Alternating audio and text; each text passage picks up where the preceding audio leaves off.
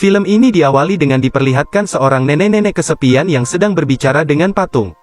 Karena patung tidak menjawab, nenek itu pun marah dan langsung melempari patung tersebut menggunakan sendal. Hidung patung pun menjadi patah dan terjatuh ke tanah.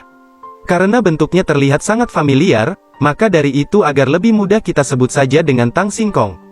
Bersama alam yang terkaget-kaget, tiba-tiba Tang Singkong ini pun tegak berdiri mengeluarkan kekuatannya. Kabut putih pun secara aneh muncul, di mana dari kabut tersebut keluarlah para lelaki yang bertelanjang dada. Berdasarkan legenda mereka merupakan pasukan penjara segala lobang. Saat itu juga si nenek langsung tersalurkan hasratnya sampai kelabakan. Kejadian itu diceritakan oleh seorang pria yang sekarang memiliki batang singkong tersebut. Kemudian ketika ia mengangkatnya secara ajaib hal ini mengaktifkan kekuatannya. Seketika Tang Singkong melakukan pentutsbolan terhadap semua orang yang ada di sana sampai mereka semua lemas. Setelah selesai kemudian Tang Singkong itu pun terlempar keluar sampai ke sebuah pasar. Tang Singkong yang lemah tak berdaya kemudian dipegang oleh seorang wanita cantik. Kakek pertapa yang melihatnya mempunyai firasat buruk, ia mengkhawatirkan akan terjadinya hal yang tidak diinginkan. Dan benar saja angin kencang dan kabut putih pun tiba-tiba muncul, pasukan penjara segala lubang pun keluar dari dalam kabut. Dan mereka segeralah menjara semua lubang yang ada di sana, mulai lubang kambing, lubang ayam, bahkan lubang dari kakek pertapa juga menjadi santapan empuk. Setelah kejadian tersebut karena Tang Singkong tak bisa dihancurkan, kakek pertapa memutuskan untuk menguburnya di tempat yang sangat rahasia, jauh dari hiruk-pikuk manusia bersama sesajen sebuah miras. Beberapa tahun berlalu, diiringi joget goyangan kanan-kiri bapak-bapak, diketahui bahwa akibat kejadian Tang Singkong waktu itu, desa yang terjara kini mengalami nasib seperti di film Dunia Terbalik. Di mana para lelaki bertukar peran dengan perempuan, mereka malah dicocok tanami oleh istrinya. Bahkan mereka juga mengerjakan pekerjaan perempuan. Kemudian di pusat desa, terjadilah sebuah keributan. Di sini kita diperkenalkan dengan karakter utama bernama Byun. Lelaki kuat yang bisa memegang arang panas dengan tangan telanjang. Si Byun ini kemudian menghentikan keributan dengan mengalahkan para preman hanya dengan sekali pukulan dan membenturkannya ke meja. Mungkin badan kuat tapi belum tentu batangnya. Karena nyatanya tante-tante dan cewek-cewek desa, senang bergosip mengenai batang singkongnya yang loyo lemah seperti jeli. Hal ini diketahui oleh salah satu warga, yaitu pada suatu malam saat Byun sedang berjualan, ia tiba-tiba dipanggil oleh perempuan, tangan Byun tiba-tiba ditarik, dan langsung wik-wik di tempat, dan cewek tersebut merupakan nenek Sakne pada awal adegan film Guis. Di mana setelah kejadian malam itu, si nenek ini menyebarluaskan kelemahan Byun. Hal tersebut secara langsung berdampak pada kehidupan percintaan Byun, dan menyebabkan dirinya menjadi insecure batang. Di sini Byun punya kakak Guis, bernama Gang Mok, di mana kakaknya ini memiliki singkong yang didambakan oleh semua wanita desa. Sampai suatu waktu, wanita-wanita desa yang berjamaah mengintipnya mandi, terkaget-kaget tergagap-gagap melongo setelah melihat kegagahan singkong Gang Mok. Suatu ketika Byun yang sedang buang air kecil, bertemu dengan tabib yang buta. Di mana ia mengenal Byun hanya dengan mendengar suara kencingnya saja. Akhirnya mereka berdua pun kencing bersama, dan si buta ini menunjukkan air terjun, tentunya hal ini semakin membuat Byun minder. Malam hari pun tiba saat Byun sedang mabuk, selangkangannya dipermainkan oleh seseorang, bukan tante ini Guis, tapi cowok berkumis yang lidahnya berjoget kayak kadal. Byun yang merasa harga dirinya diinjak-injak, bergegas pergi keluar dan segera memecahkan semua air haram. Kakaknya datang menyusulnya, dan kemudian menggendongnya pergi. Sampailah mereka berdua di sebuah jembatan kecil, mereka bertemu dengan seorang cewek bohai dan sangat cantik, yang dianggap warga desa sedikit ODGJ bernama Dal Gaeng. Saat itu Dal Gaeng memamerkan kemolekan, dan kelenturan tubuhnya dalam sebuah tarian. Byun pun merasakan jatuh cinta pada pandangan pertama, namun karena terlalu terpesona kakak beradik ini jatuh ke sungai. Mereka pun kemudian menghangatkan diri di hutan. Sang kakak pun memberikan cumi kering yang dipercayai dapat menyembuhkan singkong Byun. Namun Byun menolaknya, atas penolakan tersebut kakaknya pun flashback ke masa lampau di mana insiden kelam terjadi. Dahulu ternyata belum mengalami kebakaran batang singkong, saat itu kakaknya yang panik berusaha memadamkan api dengan cara menginjakkan kakinya ke batangnya Guis. Dan saat itulah batang singkong Byun keple sampai sekarang. Sehingga si Gang Mok ini merasa bersalah kepada adiknya. Esok hari pun tiba sambil menyuci, bapak-bapak bergosip mengenai kemolekan tubuh Dal Gaeng, mereka berencana akan mengintip Dal Gaeng mandi nanti malam. Kemudian malam pun tiba, Byun ternyata sudah ada di sana terlebih dahulu. Tanpa diduga-duga tiba-tiba datanglah Gunung Mahameru kembar yang mengambang, Bapak-bapak dan Byun pun sangatlah senang, mereka kemudian nobar goyang duyung milik Dalgaeng yang sangat indah. Setelah malam itu si Byun yang naksir ke Dalgaeng, diam-diam jadi sering mengiriminya makanan, yang ia letakkan di depan rumah Dalgaeng yang berada di hutan. Kemudian suatu hari saat Dalgaeng mandi di sungai, bapak-bapak gak ada akhlak nobar, mengintip Dalgaeng yang sedang mandi tanpa sehelai kain. Para istri yang melihat tingkah suaminya menjadi marah, kemarahan ini mereka lampiaskan dengan membuli Dalgaeng tanpa ampun. Gangmok yang melihat kejadian tersebut melerai dan segera membawa Dalgaeng pulang. Malamnya Gangmok memberitahu si Byun bahwa ia akan menikahkan si Dalgaeng.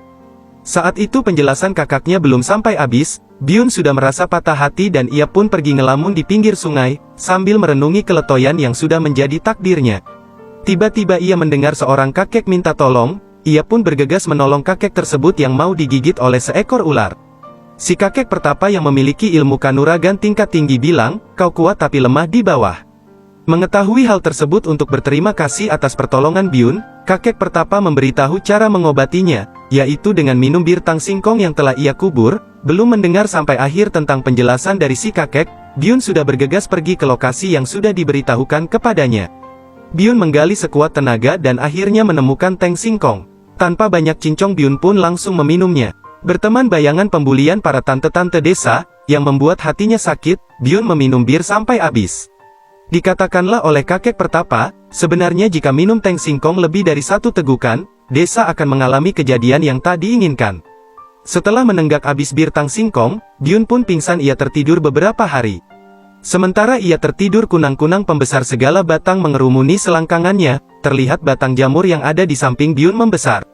Singkat cerita setelah terbangun Byun pun segera pulang, tetapi di jalan ia dicegat oleh warga desa yang memberitahukan kepadanya, bahwa semua pria di desa sudah pergi berperang, dan Gangmok mewakili Byun untuk pergi berperang.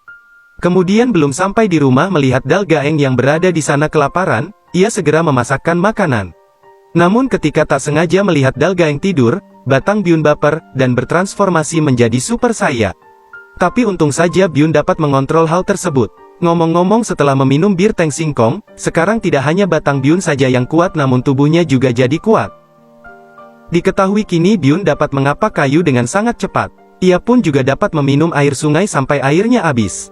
Bahkan ia juga dapat memadamkan kebakaran hutan dengan air kencingnya, membelokkan air terjun dan sedikit menyiram api matahari yang menyebabkan bumi gelap sementara. Luar biasa.